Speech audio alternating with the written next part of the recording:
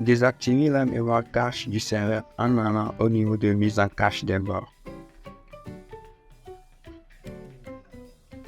Cliquez ici pour activer le mode de développement. Ceci va empêcher la mise en cache du serveur pendant 3 heures de temps, ce qui vous donne le temps de faire le déploiement et toutes les configurations sur le serveur sans avoir le problème de mise en cache.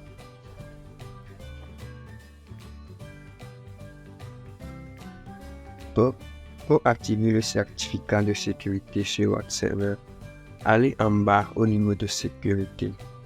Ici, appuyez sur SSL et TLS. Appuyez sur le bouton Activer le SSL gratuit. Veuillez patienter 30 minutes pour la propagation du SSL sur le serveur.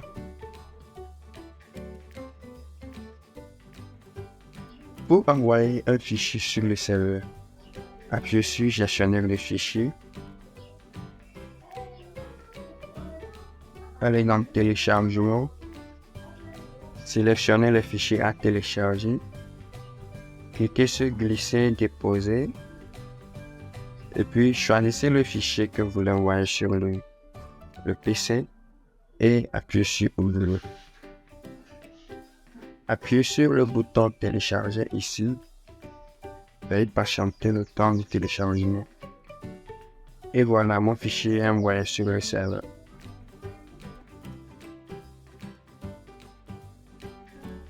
Pour décompresser un fichier sur le serveur, allez dans le gestionnaire de fichiers. Faites un clic droit sur le fichier que vous voulez décompresser. Sélectionnez Extrait ici. Ou Extrait 1 si vous voulez le faire dans un emplacement spécifique. Donc vous appuyez ici sur Extrait ici. Et voilà, notre fichier est extrait dans ce dossier.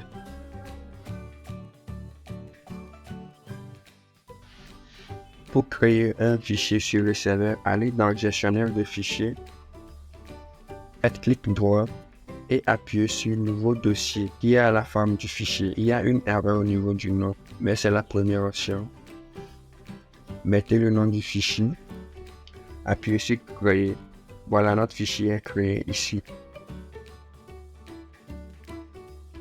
Pour sauvegarder nos fichiers, allez au niveau de sauvegarde et restauration. Sélectionnez Fichier et base de données, puis appuyez sur le bouton Créer une sauvegarde. Appuyez sur OK. La sauvegarde est en cours de préparation. Patientez quelques instants. Et voilà, c'est terminé. Donc vous pouvez appuyer sur le bouton Télécharger ici pour le télécharger. Pour la restauration de vos sauvegardes, allez au niveau de sauvegarde et restauration. Allez un peu en bas, sélectionnez le fichier à sauvegarder ici, appuyez sur le bouton Restaurer les bases de données si vous en avez, appuyez sur Supprimer tous les fichiers et restaurer le fichier zip, puis appuyez sur le bouton Restaurer la sauvegarde. Veuillez patienter quelques instants. Alors, votre restauration est mise en file d'attente. Donc vous allez patienter le temps que la restauration soit effectuée à 100%. Et voilà, la restauration est terminée. Pour se connecter sur FTP, veuillez tout d'abord débloquer le FTP sur le serveur en appuyant sur le bouton. Copier FTP serveur ici. Allez dans FileZilla, coller ça. Venez copier aussi le nom d'utilisateur ici. FileZilla, coller ça au niveau du nom d'utilisateur. Appuyez sur l'icône de log ici et copier le mot de passe. Dans FileZilla, mettez aussi le mot de passe et appuyez sur Connexion rapide. Acceptez le certificat de sécurité. Et voilà, notre client FTP s'est connecté sur le serveur FTP. Pour optimiser le temps de chargement de votre site, allez au niveau de l'optimisation du web et activez l'optimisation en un seul clic ici. Une fois fait, vous allez constater que le temps de chargement de votre site sera amélioré. Pour bloquer l'accès à votre site dans certains pays, allez au niveau des blocs de visiteurs, sélectionnez Autoriser tout sauf, puis sélectionnez le pays dans lequel vous voulez bloquer l'accès. Par exemple, on sélectionne Germany, puis appuyez sur Ajouter. Donc, une fois fait, appuyez sur Bloc pays pour bloquer l'accès de votre site dans ce pays. Vérifiez le pays de provenance de vos visiteurs en allant dans Distribution du trafic. Là, nous avons un classement des pays avec le drapeau et de la quantité de la bande passante consommée. Ici en bas, nous avons la carte de ces pays.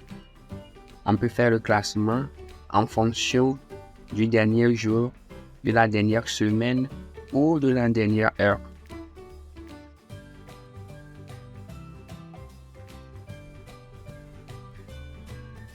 Pour changer la version de votre PHP, allez en bas, allez au niveau de changer la version du PHP.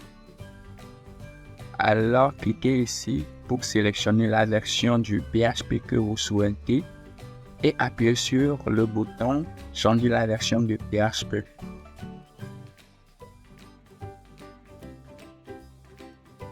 Pour créer une base de données sur votre serveur, allez en bas au niveau du site web, cliquez sur base de données MySQL, mettez le nom de la base de données ici, appuyez sur ce bouton pour créer la base de données.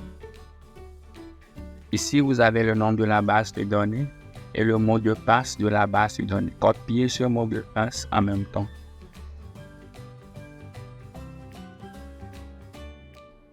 Comment ajouter un domaine supplémentaire sur votre serveur?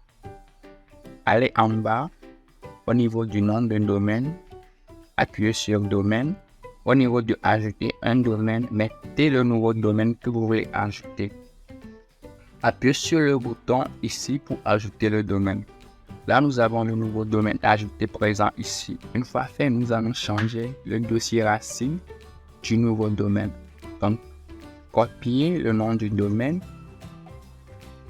En lieu et place de public HTML ici, remplacez ça par le nom de domaine, puis appuyez sur le bouton mise à jour. Là maintenant, on peut accéder à la racine de notre nouveau domaine par ce nom du dossier.